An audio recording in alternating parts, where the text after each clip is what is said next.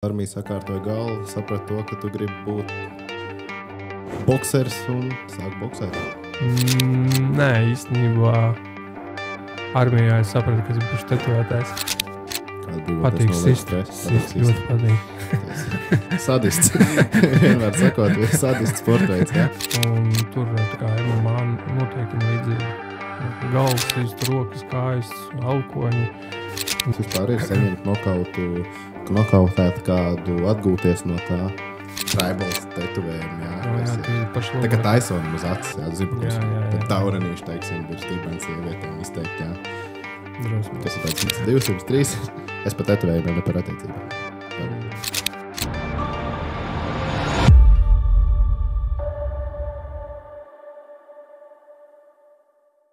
Sveiciens! Šodien mums būs saruna ar sportistu un mākslinieku, kā arī vienkārši labu draugu, Edvardu.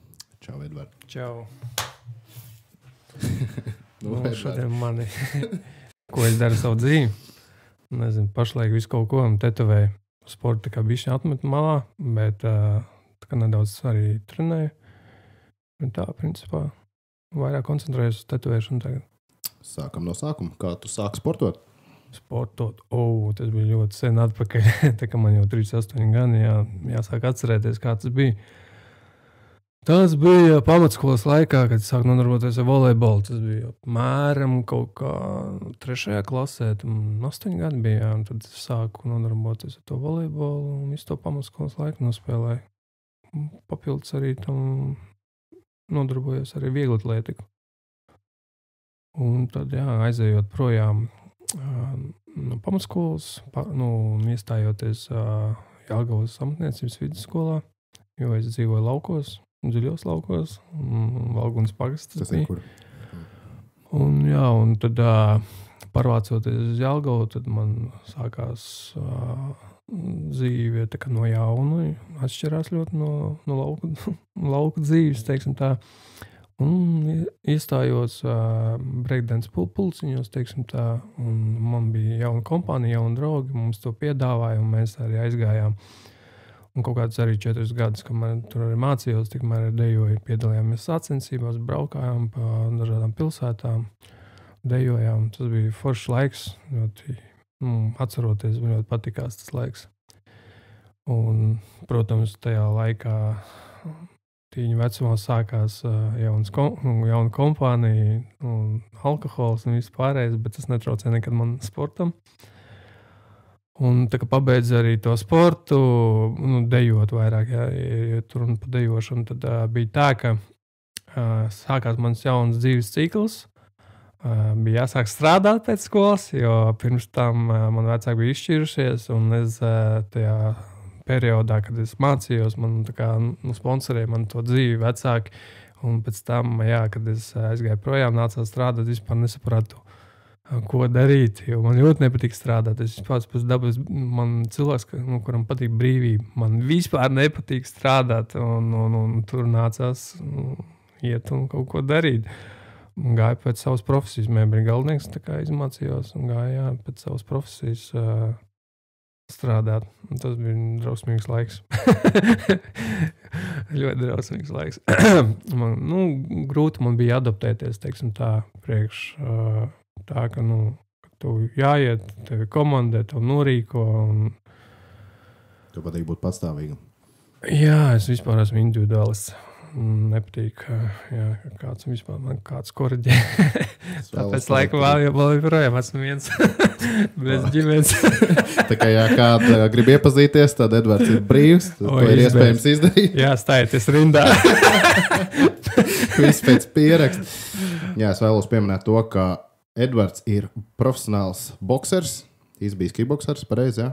Jā. Kā tu nonāc no breakdance, no dejošanas līdz boksam? Boks jau savu veidu deja ir, ne? Tā kā tālu jau nav no... Arī, jā, kaut kādā ziņā tas arī palīdzēja, protams. Bija tā, ka es aizgāju no skolas, man piedāvāja aiziet uz kudo, nejauciet no judo, bet kudo. Un tas ir, tā īsumā paskaidrot, lai ir kāda saprašana, kas pa cīņu sportu veidu. Tātad tur ir kimono, ķivere un stiklis priekšā sejai. Un tur tā kā MMA noteikumi līdzīgi. var galvas īst, rokas, kājas, alkoņi, un tev tiek dots 3 minūtes, un tu vari plūkties. Ja tur, pieņemsim, tajā pirmajā raundā ir neizšķirts, tad vēl vienu iedod. Un tad gan jau tur skatās, kurš labāks, kurš nē. Tas kaut kas līdzīgs Pankratjonam? Jā. Tieši tā. Tas ir tas pats, ja tur ir kaut kādas nianses? Pankratjons tas arī tas pats, pieņemsim, kimono nav, bet statāmī, jā, kaut kas līdzīgs, tikai stikls ir priekšā, jo Pankratjonam ir rests, jā, tur ir stikls. Tur ir tā kā grūtāk arī elpot īstenībā. Bez kimono. Pankratjons, jā, tur jā. MMA tā kā šorti un standartiņš. Tajā tur kimono, karatē, kimono. Tu zini, jā. Es saprotu. Jā, tad no kudo uz kickboks bija pirmais.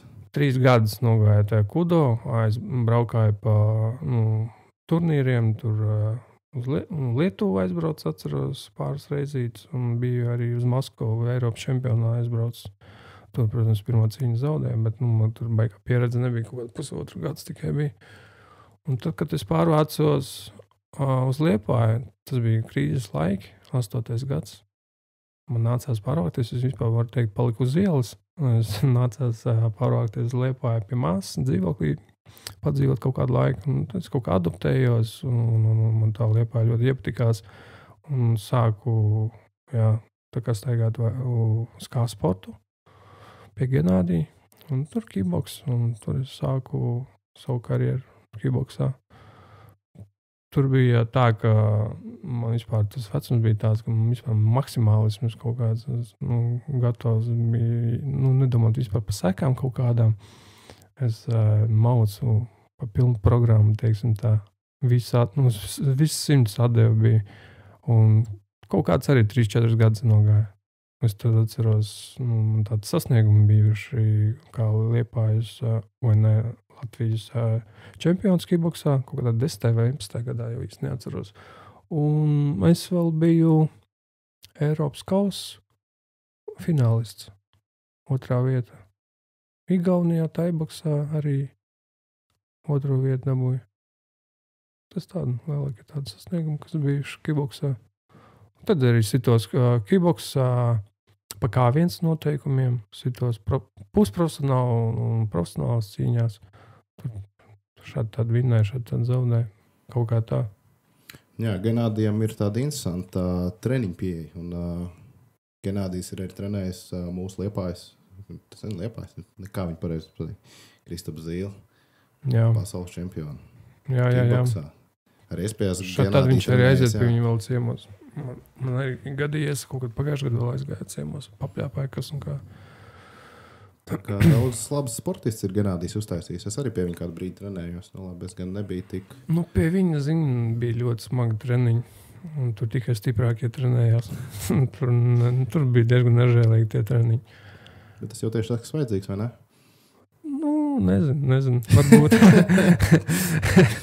Tā kā labākiem trenējas pie Genādija. Ja es viņu vietā būtu, es bišķi savādāk to treniņu plānu taisīt. Skaidrs, katram jau savu pieredzi. Es domāju, ka tajā laikā tas bija labākais, ko varēja dabūt. Ja, teiksim, tad jau arī bija bišķi citi laiki. Jā. Es domāju, ka viņam jau varbūt tā pieredze vairāk nekā ārpus ringa, nekā ringā. Varbūt. Jā. Ja viņš bija tāds diezgan žosks, bet tajā pašā laikā labsirdīgs treneris. Kad iedzer? Vienmēr. Viņš bija stingrs, jā, bet caur to stingrību varēja just arī tādu mīlestību, tā kā nebija tāds viss par upju. Bet vienvārdu sakot, tad es pēdējos gadus nodarbojies ar boksu profesionāli. Kā tu izdomāji pārkvalificēties no kickboksa uz boksu? Man bija pusprofesionāla cīņa kickboksā. Pa K1 noteikumiem un Lietuvā, un es dabūju traumu potītes. Man nācās iet uz boksu, lai turpinātu vispār kaut ko darīt. Uz boksu aizgāju. Un tas kaut kādus arī vairākus gadus tur arī nomaucu. Bet kickboksā es nebiju, vai boksā es baigi nebija aktīvs īstenībā. Man kaut kādas tur 13 cīņas tikai ir amatieros. Un es vispār ņēmu tādu, teiksim, tā pauzi.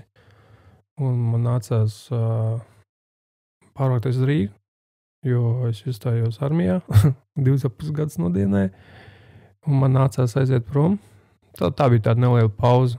Tad, kad es atpakaļ atgriezos uz Liepāju, tad es izdomāju, ka man jāpamēģina profesionālais boks, teiksim tā, maksimumu, aiziet uz maksimumu, un tad redzēt, patiksies, nepatiksies, būs, nebūs.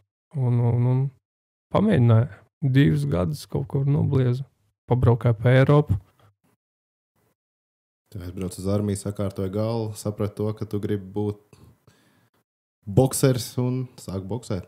Nē, īstenībā armijā es sapratu, ka es būšu tetovētājs. Bet papildus tam visam vēl paboksēt arī vēl gribējās. Tas ir tas vecums, kad tu pēdējais, tas posms, ka tu vēl vari kaut kā nedaudz tā kā pamēģināt izsisties, teiksim tā. Pat neteikšu izsisties, cik vienkārši pamēģināt. Un tad sanāk tā, ka ja tu nepamēģini, tu arī nezini, vai tev tas būtu sanācis vai nē. Varbūt beigās tur talants un neskatoties to vecumu visu tur, priekš Latvijas, jā. Tev kaut kā tur sanāk tu izsisties, bet es pamēģināju un kā tā ir. Neko nenožēloju. Daudz pat nepamēģinu un iedomājas, cik sliktāk būtu dzīvot ar to domu pēc tam, kā būtu, ja tu būtu pamēģinājis. Jā? Tagad tu esi pamēģinājis, tu zini reāli kāds ir. Tieši tā, es tagad zinu. Tagad tu zini. Jā. Kas tev patīk boksā? Jo tas ir ļoti grūts sportveids, nogurums, tev sita pa seju. Jā, tur dabūt daudz dažādas traumas. Kas ir tas, kas tev saista tajā visā? Jā, sāk domāt. Boks ar galvu sāk domāt. Tur ir tā, ka nezinu, tā agresija. Tev, pieņemsim, ir kaut kāda iekšējā agresija, jā, un tev viņu vajag kaut kā dabūt ārā. Boks ir ideāls sportveids, kā to dabūt. Kāda brīvoties noliek stress? Patīk ļoti patīk. Sadists. Vienmēr sakot, sadists sportveids, jā? Lai paliek. Lai tā arī. Pie tā arī paliksim. Punkts. Tetovēšana. Armijā izdomāju tetovēt. Kāpēc? Es jau no bērniem zīmēju īstenībā. Pēc ko armijā mācījos? Es pulciņos gāju, un tas arī viss tā profesionālā to nenodarbojos. Un armijā es vienu kolēģi vienkārši pastāstīju to, ka es gribu kaut ko sākt vispār. Kaut kādos 3-5 gados gribu sākt kaut ko ar mākslu nodarboties. Bet es īsti nezināju, ko, kādā stilā, ko, kā.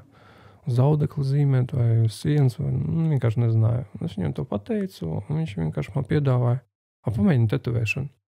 Man pat pirms tam vispār prātā tas nenāca, ka es varētu kaut ko tādu darīt. Un es to atceros pusdienu, es staigāju un Googlē meklēju informāciju par visu aparatūru, visu, kas un kā, un man aizgāja ciet. Es nopirku mašīnī, kāds ir kaut lēto mašīnī, nopirku oldschoolīgo. Un sāku uz cūkādām, tur tetovēt, kaut ko mēģināt uz mākslīgas ādas.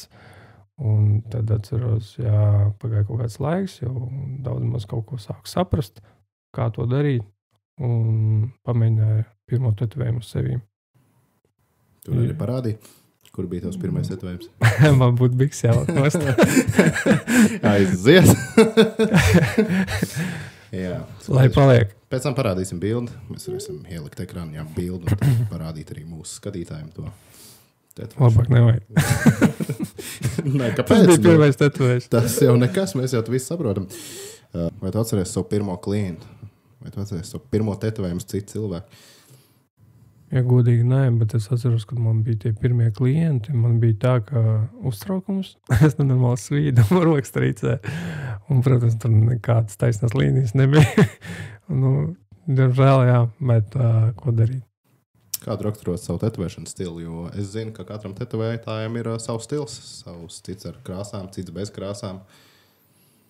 Man patīk vairāk tetovēt grafiku stilā. Un tur, kur ir līnijas, jā. Tas arī pats izplatītākais, teiksim, tā ir tetovēšanas veids, stils, kā uzzīmēt. Bet bez krāsām, ja? Jā, man krāsaini vispār nepatīk. Ciest no krāsainos. Jā, tikai man balti. Kāpēc? Nezinu, tas krāsaini viņi tur beigās. Jā, nē, vēl es pieļauju iespējami, ka krāsaini tetovējumi var būt kāda meitenē, sievietē, jā. Bet vīrietim kaut kā krāsaini tetovējumi, es nezinu, man šeit nepiestāv.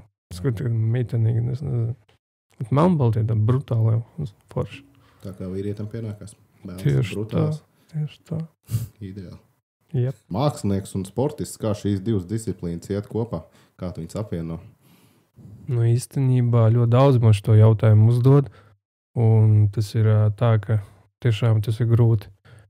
Un izstāstīšu, kāpēc. Tu katru dienu ej uz treniņu. Boksā tev liels slodzi ir uz rokām. Jā, tu daudz domājies, ķepas, visu kaut ko.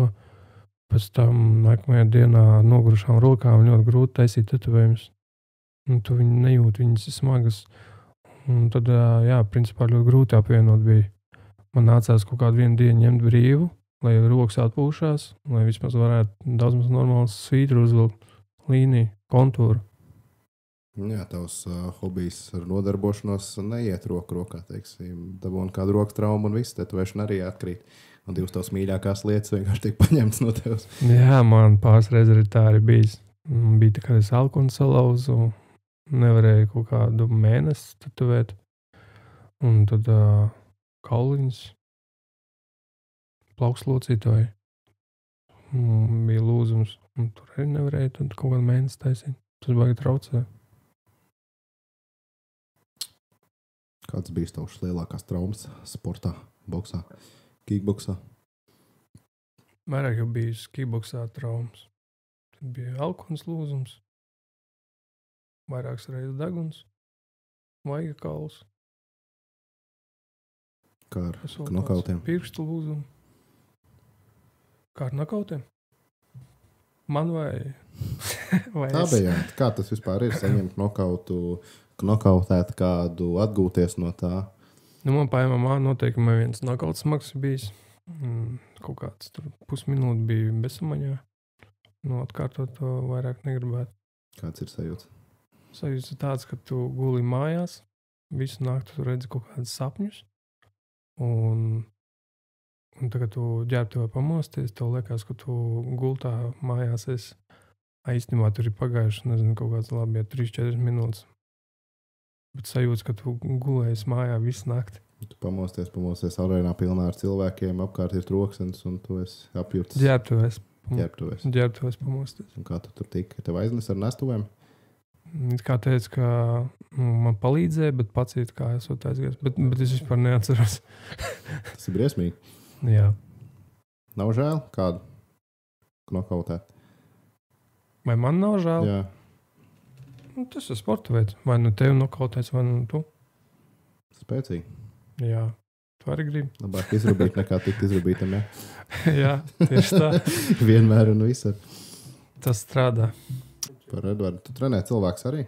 Savus ilgadējās zināšanas nodot tālāk cilvēkiem? Es 2 gadus notrenēju pa MMA grupu, MPD. Esmu strādājis klubā un, ja godīgi, man vairāk patīk individuāli trenēt. Jo tad tu vari maksimāli iedot vienam cilvēkam visu savu zināšanas, un tas sanāk tā, ka ir kaut kāda izaugsme. Kad tu trenē grupu, tu nespēji pie katra pieskriet kaut ko pastāstīt, jo ja tu viņam kaut ko arī pastāst, viņš ne līdz galam saprats un diezgan pagrūti. Tu pēc tam ej mājās pēc tās grupu treniņu, tu vienkārši esi izsūc.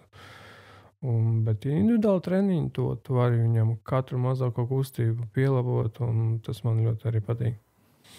Vai tev nav vēlme radīt nākamo čempionu?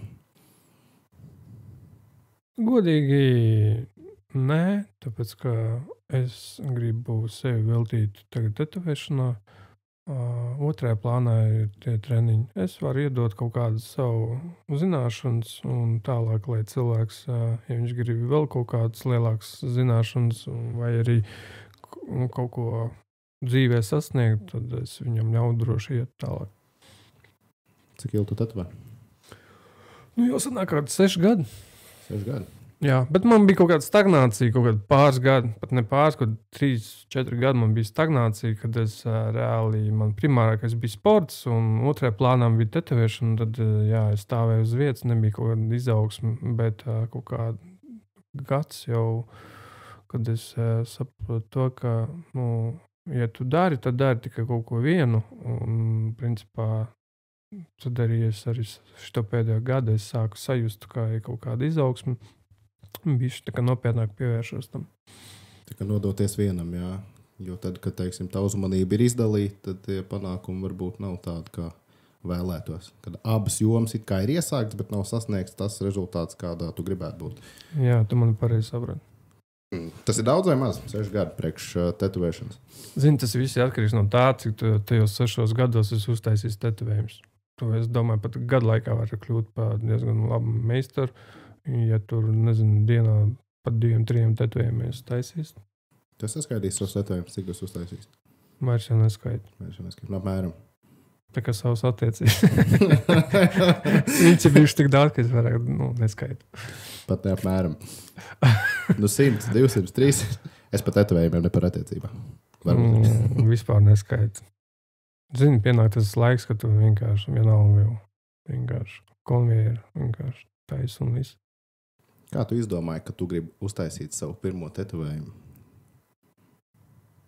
Bija tā, ka man nācās to darīt, tāpēc, ka es nevarēju pieņemt to, ka pirmo tetovējumu, ka es varu sačakarēt uz kādu citu. Es domāju, ja es sačakarēšu labāk uz sevi. Un tā arī uztaisīju pirmo. Nebija bailīgi, ja tas tā ir uz visu mūžu. Es zinu, man vienalga. Es tāds cilvēks. Bet pirmais jau vienmēr ir grūti, kā viss šajā dzīvē. Jā. Pirmo reizi vienmēr ir grūti. Tā, ka būs, nebūs pēc tam, ja kāds pārtaisīšu. Kaut kā tā. Jo es zinu, pirms es uztaisīju savu pirmo tetovējumu, es daudz un tik domāju, kāds ir katrī pamosties un tu redz uz savu ķermeņu vienu to pašu bildi. Un tad es uztaisīju arī pie Edvarda, starp citu, ļoti labi tetovējums. Es tikko gribēju jautāt, kas to viņu uztaisīja. Jā, tas bija tu un ļoti labs tetovējums. Principā rekomendēju, iesaku, bet tas, kas bija pateikt, ka tas nav, teiksim, es vairāk par to, kā tas ir, teiksim, pamosties un katru rītu redzēt vienu to pašu bildi sev uz ķermeņa. Tas nav nekā reāli palielam. Un ja vēl tas tetovējums tādā neredzamā vietā, tad, principā, tu pats aizmirsti pa viņu, nemaz nezinu, ka tev tāds ir. Man šķiet, to, ko tu taisi, tev tas patīk, un tu vienkārši to sadzīvo. Tu vienkārši par to nedomā, kā būtu, ja viņš tur nebūtu, vai kaut kas vēl klāt. Bet tad, kad viņš nav, tu domā, kā viņš būtu, ja būtu. Tad, kad tu viņus uztaisīs, tad jau skaidrs, tur jau vairs neko. Bet cilvēkam jau vienmēr ir kaut kāda aizsprieduma par to, bailes, nezinu. Kādas ir tās biežākās cilvēku bailes ir līdz pirmajam tetovējumam. Kad viņu uzstājas, tad cilvēks parasti sāk vēlēties vēl vienu, tad vēl un vēl. Un kāda ir tā motivācija cilvēkam taisīt tetovējumu? Man šķiet, tas vairāk strādā, nezinu, modas tāda lieta. Viņi ir, kā lai pasaka, bara instinkts. Tas ir. Viņi vienkārši redz, ka citiem ir, man arī vajag. Tas tā kā ar drēbēm, nezinu, tās pašas bikses, nezinu, 1000 cilvēku staigā. Un tikai tāpēc, ka vienam ir, man arī tāds vajag. Tas apmēram tas pats. Tas ir moda tāda. Tagad. Moda tā ir, jā, jo agrāk, man liekas, ja tu biji tetovējumi, tad skaidrs, tu esi cietumnieks. Tagad jau tas priekšstats sāk ar vien vairāk zust, tāpēc, ka tie tetovējumi ir pārsvarā visiem. Šajā telpā mēs esam 3 cilvēki, visi un mums visiem ir tetovējums. Visi no cietumnāk. Visi ir cietumnē, es neesmu. Bet, jā, iet laiks, mainās uzskati, mainās tendences. Tā kā jā, tā ir māksla. Cilvēks kaut kādā veidā izpauž tādā veidā no tetovējuma. Sevi izpauž. Kā ir mainījušās tās tendences tetovēšanas, teiksim, agrāk, es zinu, ap 2000 gadiem bija tas, nezinu, tribal tetovējumi, jā. Jā, tie ir paši labākie. Tā kā Tysonam uz acis, jā, zinu, ko es taurenīši, teiksim, virs dibens sievietēm izteikt, jā. Drausmīgi. Kas ir tāds drausmīgi. Kaut gan vienmēr, zin, kā drēbēm, vienmēr moda atgriežas. Nedoties, ka šis arī atgriezīsies. To mēs negribam redzēt. To mēs negribam. Kāds ir mūsdienu iezīmes? Kas mūsdienās tāds izteikts, tas ir šī. Puķis. Meitenēm, jā, puķis patīk. Katrai otrai meitenei puķis. Teiksim, čaļiem mešs uz rokas vai... Jā. Tas ir pārsvarā. Esmu pamanījis, neapvainojieties, bet no laukiem cilvēki. Nezinu, kāpēc viņi grib tos mežus visu laiku taisīt. Vai arī lauva vai vilks. Vai kas vēl mums ir? Zini, kā tu jebkuru tetovējumu var arī uzzīmēt tā, ka viņš labi izskatās un neatkarīgi, tas ir tā kā tendence šodienas vai nav. Tu vari uztaisīt, nezinu, to vilku kaut kā noformēt tā, ka viņš ļoti labi izskatās, moderni diezgan. Tev tam katra tetovējuma ir kaut kāds stāsts, jo bieži vien jau cilvēki, viņi argumentē, kāpēc viņi vēl uztaisījuši tetovējumu, jo viņi grib, lai tas ir kaut kas unikāls, īpašs un ar ļoti spēcīgu nozīmi. Vai tev ir tā? Nē, es vienkārši gribu, man patīk zīmējums. Es vienkārši izdomāju, ka es gribu tādu zīmējumu uz sevi, uz savas ādas, un es vienkārši taisu. Kaut kāds neliels nozīmes ir, bet pārsvarā vienkārši vizuāli patīk. Smuka izstāsta taisam. Neko nepārdomā. Jā, tieši tā. Kurš tās mīļākais tetovējums uz savu ķermeņu? Droši vien uz tilbu. Uz tilbu. Un kas tur ir? Tur ir skelets, čūska, zobens. Tumši. Jā. Vai tev neliekas, ka bieži vien ir tā, kad bildēs tetovējums izskatās vienkārši lieliski, superīgi, reāli iespaidīgi, jā, bet dzīvē, viņš samaz neizskatās tik labi. Zinu, tur ir daudz faktoru, kāpēc tā ir. Pirmkārt, bilde ir bilde. Tur var pielikt kaut kādus filtrus. Tur var būt šī gaismas spēle. Un plus vēl tas, ka tetovētāji meistari izmanto arī polarizēto stikliņus, plēves, ko liek uz gaismām. Ar to palīdzību visu to tetovējumu var uztaisīt skaistāk. Plus vēl tas tetovējums tiek fotografēts tieši tajā brīdī, kad viņš tika uztaisīts. Un, protams, mēs jau saprotam, ka viņš sadzīst, viņš jau vairs tā neizskatīsies. Un vēl viens faktors ir tas, ka sanāk dzīšanas procesā netika ievērot visas pamat lietas, un daļ tā arī tetovējums varbūt nesadzīst tik ļoti labi, kā to vajadzētu. Par to dzīšanas procesu, teiksim, tu teici, ka netiek ievēroti kaut kāda pamatlietas, kas ir tās pamatlietas, kas jāievērš. Tagad, es uztaisīju svaigu tetovējumu, kas man ir jāzina, ko darīt vai ko nedarīt, lai, teiksim, tetovējums neizplūstu, krāsas būtu asas. Zini, tur ir atkarīgs no 50-50 no paša tetovētāja un no klientu, ja, kā viņš ir kops. Tātad kopšanas brīdī, pieņemsim, nedrīkst alkoholu dzert, ja, pieņemsim tur alu, ja. Tad nedrīkst saulē uzturēties un kas vēl pirtī iet, solārijā. Viņš vienkārši met ārā krāsu par to brīdi, jo organisms ir tā ir uztaisīts, ka viņš grūž ārā svešķermeni un viss. Un tāpēc no tā viss ir atkarīgs. Jo grib jau labāks, kvalitatīvāks tetovējums būt, tad ir jāievēro viss tas. Bieži vien cilvēki neievēro, viņam it kā visu izstāst, kas jādara. Nākamajā dienā skaties profilā, viņš jau tur pludmalē sauļojās. Un dzerāliņu. Dzerāliņu, jā. Un pēc tam nāk pie maniem korekcijas taisīt. Un saka, ka tu esi slikts tetovētājs tikai tāpēc, ka viņš pats nevar ievērot tos uz to pusi, jā. Bēdīgi. Bet, ko darīt? Neko. Pārtaisīt. Jā. Papildus peļņu. Jā, tieši tā, lai nāk un pārtais. Paši vainīgi. Tetovēšanas procesā ir ļoti svarīga arī higiēna.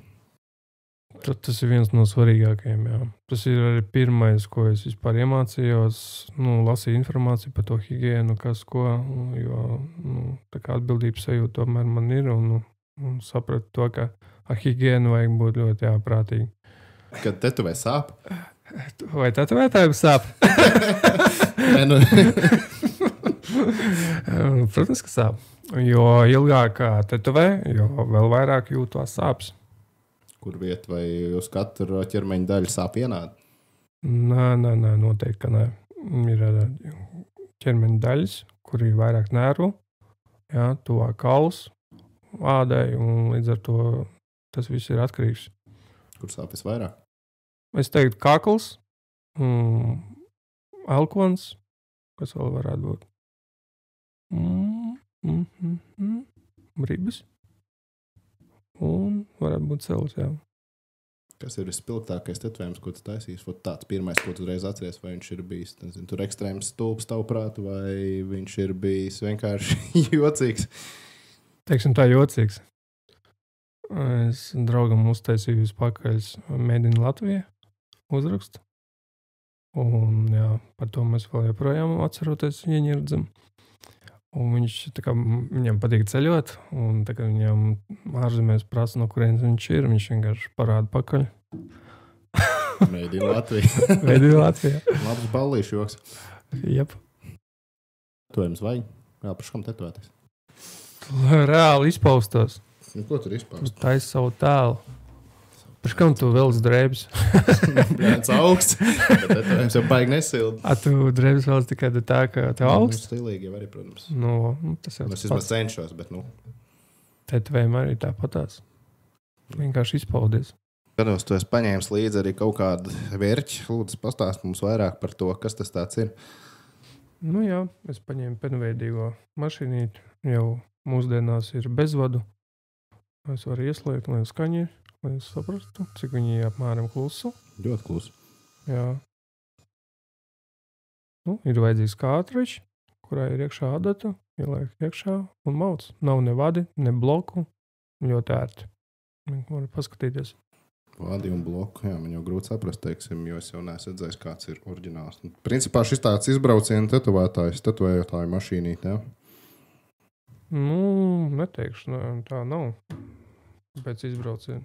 Vienkārši ir ērti. Tas, ka vadi netraucē. Tev līdz ar to, es nezinu, kad viņi nopirku bezvadu, man uzreiz tetovējumi kvalitatīvāk palika. Jo viņi vienkārši ērti. Vadi netraucē. Bezvadu. Bluetooth arī var pieslēgties. Ar šito nē. Bet ir jau tetovēšanas mašīnītes jau ražo, jā, kur var Bluetooth pieslēgt. Pie kaut kādas aplikācijas. Kam tas vajadzīgs? Tur visādas funkcijas var ieslēgt. Tur kamera arī ir, kas tāds ir pa displeju, tev tur plaks. Tas ir vienkārši displejs, lai parāda, kur laiku, cik tu ilgi tetovē, un voltāžu. No voltāžas ir atkarīgs to, cik bija zāda, un cik tu ātri velc to līniju, kontūru. Tas viss, tas vajadzīgs, jā. Tu pats regulē. Jo biezāk kādi, jo dziļāk jātetovē? Teiksim tā, voltāža jāuzslēdz bišķiņ ātrāk. Ja es pirms tev uz ribām jātetovēt, tev tur rādīt diezgan biezi. Man nācās diezgan biezi, dziļāk durt. Kā atšķirās tetovēt uz cilvēku, kurš ir aptaukojies, vai cilvēku, kurš ir maksimāli tievs? Nezinu, kāda atšķirība baigo es nejūtu, ja vienīgais jau uz vēdera. Tur viss ir ļurkans, un tur ir nenormāli grūti. Uz vēdera vispār pats grūtākais tetovēt ir uz vēdera, jo tur viss ļurkājās, un cilvēks plus vēl elpo, tur viss kustās, un tur kaut kāds līnijas taisnes uzvilkt vispār, man šķiet nereāli. Tetovētājs Latvijā, vai viņš var ar to izdzīvot, vai arī viņam jādara kaut kas papildus, lai izdzīvot, pelnīt savu iztiku un atļauties kaut ko vairāk? Zini, tas viss ir atkarīgs no tā, ka cik tu ļoti esi izreklamēts meistars un cik tu labi to taisi. Principā, tā kā es saku, tagad ir ļoti modē tie tetovējumi. Ja tev vismaz kaut kādi 4-5 tetovējumi nedēļā, tad, protams, var iztikt. Tad tu pat dzīvos labāk nekā tas cilvēks, kurš, nezinu, celtniecībā strādā. Jo tetovējumi ir dārgi un uz to, protams, arī var nopelnīt. Bet, ja tu to tetovējumus reizi mēnesī, protams, neiztiks. Sevi jāreklamē vairāk un jāaudzē skilu. Ja tu esi top meistars, tev vispār tur rinda būs, man šķiet, pusgadu uz priekšu. Labākā reklāma jau ir no mutes mutē, pareizi. Jā, kad mikrofons strādā, protams, bet galerijā pieņemsim, izveidot galeriju, kaut kādu Instagram lapu, jā, piesaistīt cilvēkus, sekotājus, un tev jārāda savu tetovējumu, jā, kāds tu taisi, un tas, protams, arī piesaista. Bet mikrofons arī ir ļoti svarīgi, jā. Mums Latvijā ir pieteikami daudz tetovētāju. Liepājā ir pilns ar tetovētājiem. Man šķiet, tagad tik daudz tetovējumi ir modē vispār, kā tagad līdz ar to meistara auga. Un konkurence diezgan paliela. Bet konkurence ir laba. Tas tikai auga tavs spējas. Kāds skills. Jā. Kaut ko labāk, vairāk. Bet tas jau tas, man liekas, tāds pēdējā laika tāds trends, jo tagad katrs tur, man liekas, tetovēšanas vai salons. Agrāk jau tā nebija. Agrāk bija pēdējā 10 gadu, ne? Jā. Ja pirms tas nebija tik izplatīti. Bija jābrauc uz Rīgu, kaut kur, kaut kāds meistars tagad izēja pa centru, pastaigā jau kāds 3 ieraudzīs. Jā, ļoti daudz. Bet ļoti maza top meistara. Top meistara? Kas te top meistara? Kā ir iesācējs, ir vidējās klases meistars un ir top meistars. Un top meistari, es kaut kur pie vidējā pieturos pagaidām. Bet, protams, cenšos kļūt par top meistaru. Bet, tur vajadzīgs laiks. Nepārtraukt attīstīt sevi, jā. Vai tu tetuvē uzacis, vai tu tetuvē mats, teiksim, cilvēkiem, kam apkāpjās mati, jā? Ne tikai kaut kādas smuks bildītas uz rokām, krūtīm, mugurām, dibeniem, made in Latvijā, bet arī skaistumam? Nē. Principā arī, ja paprasīt, nē, tu vienkārši to nedari. Es domāju, tāds lietas, lai vairāk dara meitenes. Džeki, labāk, lai taisa tetovējums. Principā pie tevs tāds skarbs džeka tetovējums un vēlams džeki. Nē, pie maniem īstenībā vairāk nāk meitenes taisīt tetovējums, bet kaut kāds uzdots un tur, nezinu, kā pateikt, matu tos punktiņus, veidojums, nē, to es netaisu. Kādam jaunam, ambiciozam tetovētājam, kurš ar vēlās kļūt par meistaru, ko viņam ieteiktu? Pamēģināt ir vērts, jā. Pirmais tu nopērc aparatūru un tad pēc mākslīgo ādu uztais vismaz kaut kāds 10 zīmējumus, tās mākslīgas ādas, sāc saprast, vai tev tas vispār sanāk, vai tas ir tavs. Vēl labāk ir atrast kādu meistaru, kurš jau ir pieredzējis, viņam parādīt savu zīmējumus, paprasīt, kuri kas jāpielabo, un tad, ja kaut kas meistars, teiksim tā, dod zaļo gaismu, tu arī mēģināt jau sākt pamazām tetovēt uz cilvēku, bet neiesaku uzņemties kaut kāds liels tetovējums. Ļoti mazs tetovējums. Tas tā, lai tu emocionāli, psiholoģiski pierodi pie tā stresa, ja viņš arī ir, jā, un sākt ar maziņu, un katru reizi kaut ko lielāku. Bet neuzņemties nekādā gadījumā darbus, kurus tu nevari pavilkt. Un, lai iesākt ir nepieciešams daudz, man, teiksim, priekšstats ir ka vajag pirkt to kastu, to vertaļotu ar to visu, kas ir to sistēmu, jā, un ko tik ne. Bet kā ir reāli? Nē, ir, ja godīgi, ja jūs pērkat uzreiz tur pasaules brenda mašīnīt, protams, viņi tur maksā kaut kādu 1,500, tas nav vajadzīgs, ja jūs esat iesācējis, nopērciet, nezinu, kaut vai tie pašā AliExpressā mašīnīt kaut kādiem 200-300 eiro, ticiet man, viņi būs tikpat laba kā tā brenda mašīnīt. Vienīgais viņai varbūt ilgspējība būs mazāka, bet tā viņa tieši to pašu darbu darīs, ko brenda mašīnītes. Nopērciet to, nopērciet adats un mākslīgo ādu un varat to mēģināt. Un tad jau redzēsiet, sapratīsiet, vai vispār jums kaut kas sanāk. Edvards, kā cilvēkiem tevi atrast? Man var atrast Instagram lapā Edvards Tattoo, un kā arī man ir izveidota mājaslapa ar Vestro palīdzību. Šogad uztaisīju, tā kā edvardstattoo.com. Droši tur varat iet, apskatīties un rakstat. Paldies tev, Edvard. Paldies tev, Edvard, par sarunu. Tā kā, ja jūs vēlaties uztaisīt tetovējumu, droši apmeklējiet Edvarda mājaslapu vai Instagram lapu, saznieties ar viņu, un viņš jums noteikti palīdzēs. Paldies! Jā, čau!